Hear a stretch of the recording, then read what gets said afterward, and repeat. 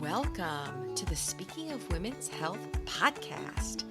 I'm your host, Dr. Holly Thacker, the Executive Director of National Speaking of Women's Health, and I am back in the Sunflower House as the sun is shining brightly this late spring 2023.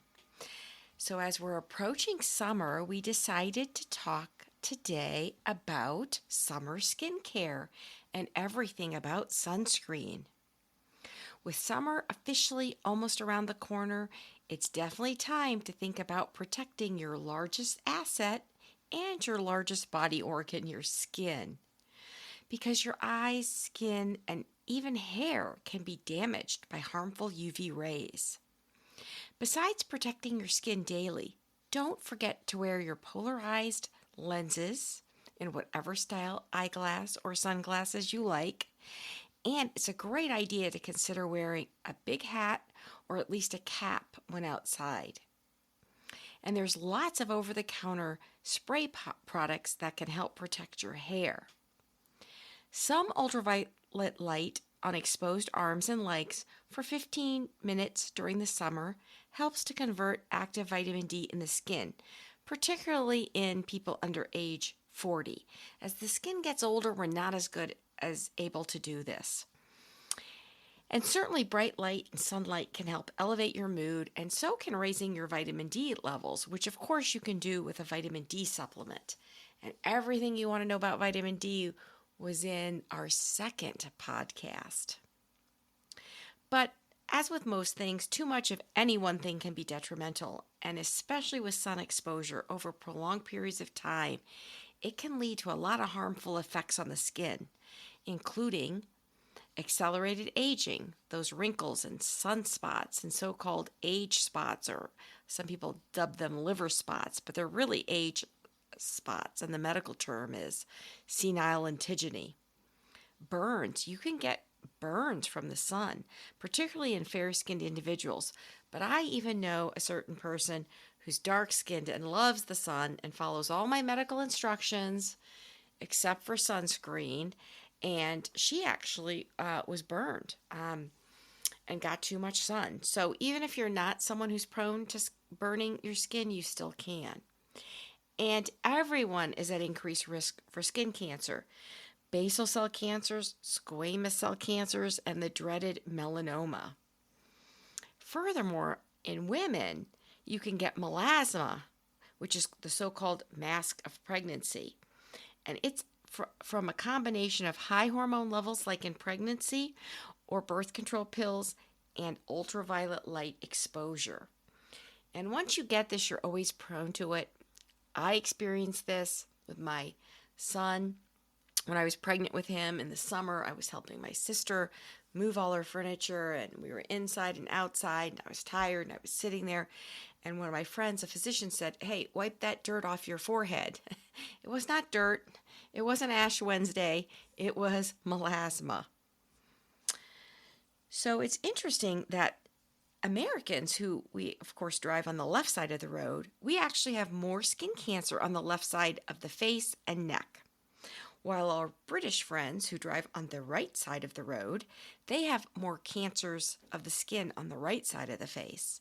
And you can get UV light exposure and sun damage 365 days a year, even in the winter, on a cloudy day, inside your car, with the windows up, because these rays penetrate. So it's important to understand that UV light includes both UVA and UVB. And so the very best sunscreens block both UVA and B, because both rays can damage your skin, but in somewhat different ways. So the UVA rays are the longest rays, and they comprise 95% of the sun's radiation. And these rays penetrate through glass windows during all seasons, and they play a big role in skin cancers. And they also can cause skin aging, wrinkles, fine lines, and dark spots. And these UVA long rays penetrate the skin much more deeply. The UVB rays, they've got a much shorter wavelength and they constitute approximately 5% of the sun's radiation. And they don't come through the windows, and traditional sunscreens are a lot more helpful at blocking UVB than A. UVB damages the outermost layer of the skin, which can cause sunburns. And these rays also cause many skin cancers. So the importance of sunscreen. Most of us are aware that it's important to protect against the development of skin cancer. But what exactly is sunscreen? What qualifies as a broad spectrum? And are they all really water resistant if they're labeled as such? And how do you properly apply sunscreen? Well, sunscreens are topically applied as sprays, creams, gels, or sticks, and they can either block or absorb the sun's radiation. Sunscreens contain either organic or inorganic filters. Many of the commercially available sunscreens are actually organic filters. For example, one of the best, Moroxil XS, is a combination of multiple different organic filters that work together to absorb both UVA and UVB wavelengths. Now, people with sensitive skin may react to the organic sunscreens and thus elect to use less irritating inorganic sunscreens. So those inorganic sunscreens that we tend to also use on children are that they use minerals like zinc oxide. You know how you see the lifeguard in the summer with the white stuff on the nose and cheeks? That's zinc oxide. And that does block UV radiation, and it's somewhat better tolerated than the organic sunscreens. For the same reason, these inorganic sunscreens may be much more appropriate for your young children and toddlers and any infant greater than 6 months. But we don't use this on the skin of infants under 6 months. And certainly any infant under 6 months should not be exposed to prolonged sunlight. You should use physical blocking maneuvers. And certainly talk to your pediatrician about your baby's needs for vitamin D, because babies generally need to be supplemented, including breastfed babies. Now, SPF, or the sun protection factor, is a measure of the sunscreen's ability to protect against UVB rays only. So whenever I ask my patients what sunscreen they use, they respond with the SPF, but that only indicates UVB, and you want protection as an adult against UVA and B. So when you are purchasing a product, look for something that covers both UVA and B. Opt for a so-called broad spectrum sunscreen. The American Academy of Dermatology recommends using an SPF factor of 30 or greater. I tend to look for a sunscreen with Moroxil because it's anti-aging. And I think the best way to generally get your vitamin D is with a supplement and potentially having your levels checked by a physician.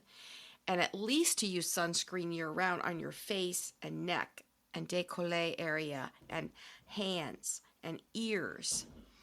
Now, certainly in the summer, particularly in younger people who aren't necessarily taking vitamin supplements, then certainly exposing maybe the arms and the legs for 15 minutes. Not right at the peak of the sun, but a little before. And Moroxil is the active ingredient in many of the broad spectrum over-the-counter products. And that includes Anthelios, which the Europeans had before we did, as well as Neutrogena products. Recently, Johnson & Johnson recalled a specific Neutrogena aerosol sunscreen due to the presence of benzene. So please be sure to check your sunscreens to make sure they're not recalled. There are 2 types of Moroxil. SX is the water-soluble, and Moroxil SX is a synthetic UVA filter developed by L'Oreal and was available in Europe, as I mentioned, long before the United States. We're talking 1982 versus we didn't get it here in the U.S. till 2006. Some of my dermatology friends used to, when they were in Europe, buy the Moroxil because they knew how good it was. Now, XL means lipid soluble. And you can find Moroxil under different names, such as Encapsul, or, this is a mouthful, try phenyldiene decamphor sulfonic acid. Maroxyl does block the UVA1 and the UVA2 and is a bit more aesthetically pleasing than wearing dense white zinc oxide. And the nice thing is Maroxyl can be blocked with the standard UVB blocker. So you may ask, is SPF more important than UVA and UVB rays? And as I mentioned, many of my patients focus on the SPF, the sun protection factor, but you really want to block both A and B to protect your skin. And there's not very many products that have both, so you really have to look out also for ingredients like alcohol, which can be irritating or drying to the skin. And many sunscreens contain avobenzone, also trademarked as Parsol 1789, and that blocks the full spectrum of UVA absorbing the rays and converting them to heat. But beware, because avobenzone can irritate the skin. Now, Helioplex is a brand name made by Neutrogena, and it's a formulation to block UVA and B, and it contains avobenzone, oxybenzone, octocrylene, homosalate, and octisalate. So how should you protect your skin when you're pregnant or breastfeeding? I have some breastfeeding daughter-in-laws. Well, if you are pregnant or breastfeeding, it may be best just to stick with the physical measures to protect your skin, like an umbrella and big hat and shades, and only use the mineral-based sun blockers like titanium dioxide or zinc oxide, just like you would for your young children, as opposed to sunscreens. Children, sensitive folks, and pregnant and breastfeeding moms who want to avoid any absorption of any sunscreen chemicals should focus on the sunblocks, which includes avoiding the use of avobenzone, oxybenzone, octocrylate, and ecamsalt, which are the most effective sunscreens. So opt for the mineral-based sunblocks that include zinc oxide and titanium dioxide. And don't forget, everyone needs to wear their hats and sunglasses, and you can get UV blocked sun clothing. And generally speaking, the peak, most damaging UV rays are between the hours of 11 a.m. and 3 p.m. And certainly read labels. Just like you do with food, read labels. Pay attention to the list of ingredients in your sunscreen, particularly if you have skin sensitivities. And it may be best for sensitive people to avoid both added fragrances and preservatives. In terms of applying your sunscreen properly, you need to guard against pigmentation, aging, and skin cancer. Research suggests that despite widespread use of sunscreen, most people are not applying it properly, and most people are not applying it more frequently. Every few hours, you must reapply. So now that you know everything you need to know about sunscreen, and probably more than you wanted to know about sunscreen for the summer, I want to talk about summer health tips besides just the sun for you and your family, because school's going to be out soon, the days are getting longer, and everyone is anxious to pack in so much fun, recreation, and relaxation. Summer fun may involve many activities and components: sunshine, heat, water, long days, picnics, family get-togethers. We're planning one for our whole family that I'm really looking forward to. Travel, gardening, and new experiences in carefree recreation. So as you begin to plan your summer, be sure to be healthy, be strong, and be in charge. So some tips that I think are very helpful for you and your family this summer. Number 1, stay hydrated, because heat can be deadly, and it's much more lethal in the very young and the very old. Staying well hydrated helps to reduce heat illness, and it's very important to acclimate to hot environments. So as an adult, drink between 4 to 6 cups of water each day to keep you adequately hydrated. And water helps you prevent overheating. And you can add a little bit of dilute fruit juice to your water to give it a little flavor, and the toddlers may ingest more fluid this way. And it doesn't have to be raining to use your stylish umbrella. Make a fashion statement and keep it cool. Number 2, eye protection. UV rays, especially over time, damage the eyes, cataracts, macular degeneration, even retinal damage. So wear your sunglasses with UV protection daily and wear a hat on sunny days. And consider wearing protective eye gear when you play sports to reduce the risk of a serious eye injury. Number 3, lather on that broad spectrum sunscreen daily, liberally, and reapply. My favorite personal is the Anthelios 60 Melt-In sunscreen because it not only acts as a broad spectrum sunscreen, but as an illuminizer. And many women apply sunscreen just to their face, but they totally forget their neck and décolleté areas.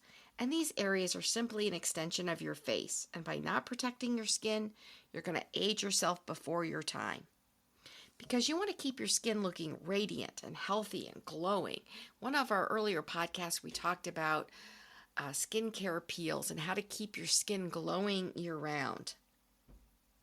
Now, speaking of glowing women, pregnant women are most at risk for developing blotchy pigment on their face.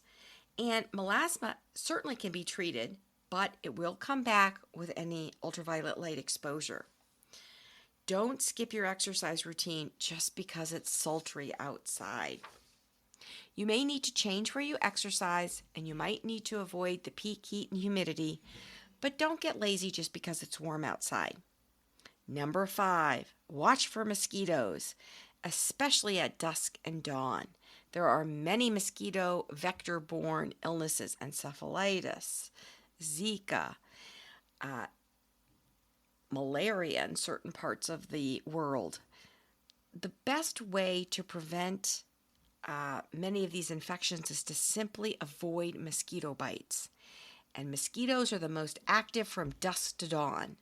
So, clear out any standing water. Use an insect repellent as an adult. A DEET-based or picaridin-based repellent are safe on your skin. Fix broken screens. My husband just got this little handy product online that sealed a couple of our screens that had tiny little holes where bugs and mosquitoes can get in.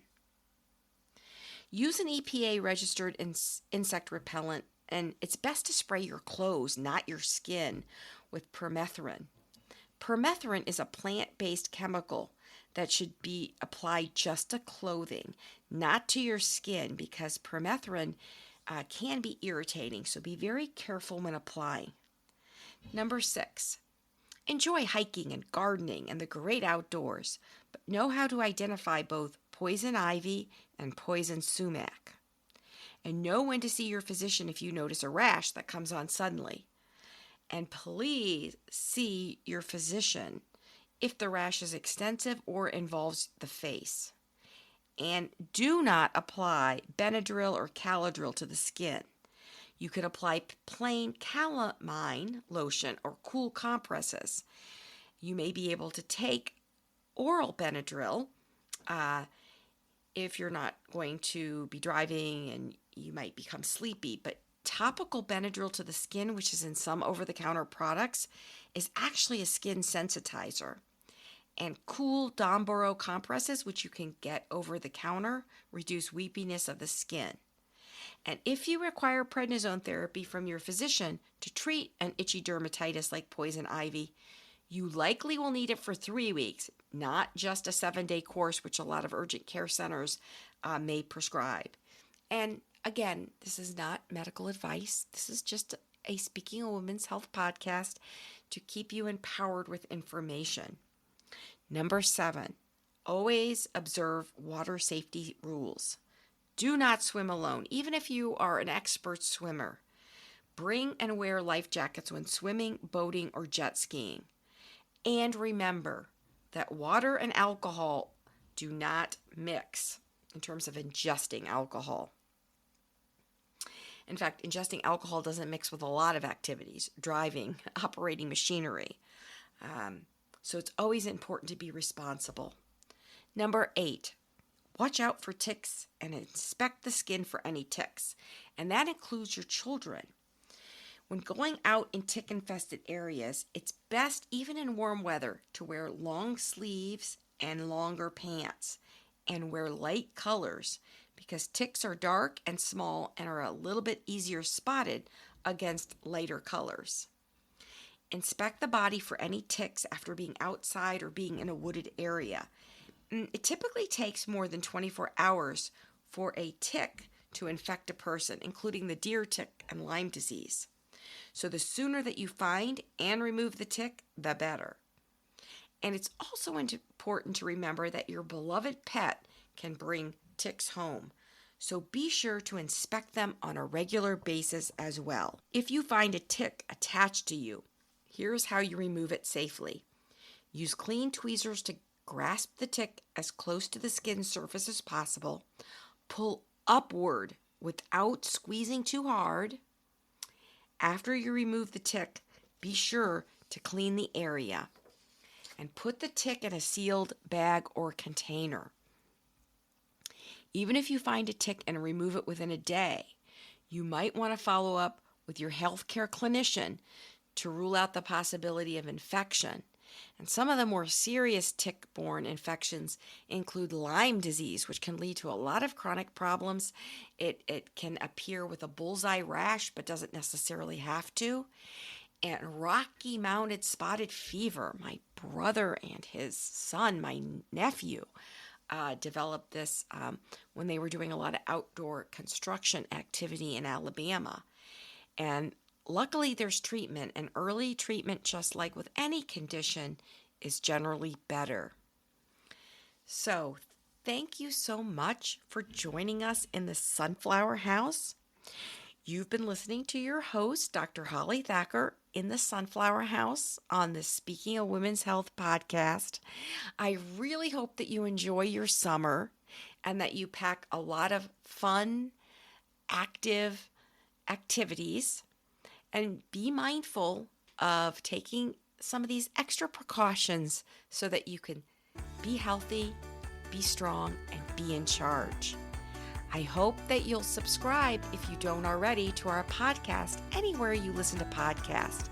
And please be sure to give us a 5-star rating because that helps us move up in the ratings. See you next time.